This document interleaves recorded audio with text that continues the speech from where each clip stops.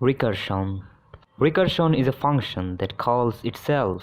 Recursion is often used when we need the same procedure to run continuously. Recursion is more readable and CPU and memory effective. Recursion has three important laws. 1. It calls itself recursively.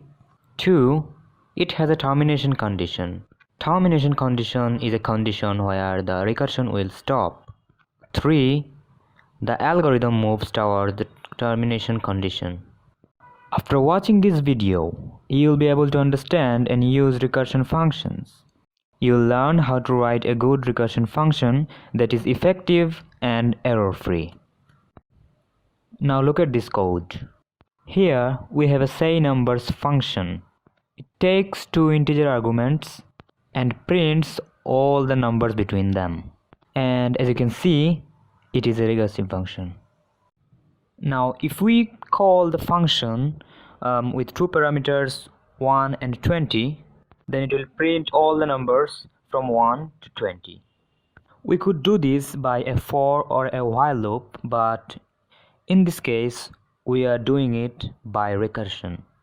If the starting is less than and, then it will print the number and give a space after that. Then the number will increase by 1 and it will call the sayNumbers function recursively so that it prints the second number.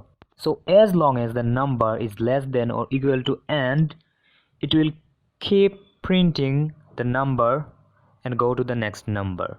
When there comes a number that is greater than the and, then there will be no recursion take place. This recursion function obeys all the three rules. At first, after printing the number, it calls itself recursively to print the next number. For the second law, this is the termination condition. When it reaches the ending number, this recursion will break. For the third law, it increments the number by 1 so that it goes toward the end or the termination point, which is in our case 20. Recursion is a very important term in programming. It is widely used by programmers because it is a very helpful technique if used properly, but understanding the flow can be a little bit tricky. Now let's see another example, but this time a useful one: traversing directories. At first we will have a root directory. Inside the directory there will be other files and folders. We will print name of the files and recursively scan through folders to search other files and folders. Traversedir is the function. It takes an argument, which is the path of the folder that we want to traverse. This listdir function gives all the files and folders in the directory. Keep the list in this element variable. Now we will loop through all the items in the list. Check if it's a directory.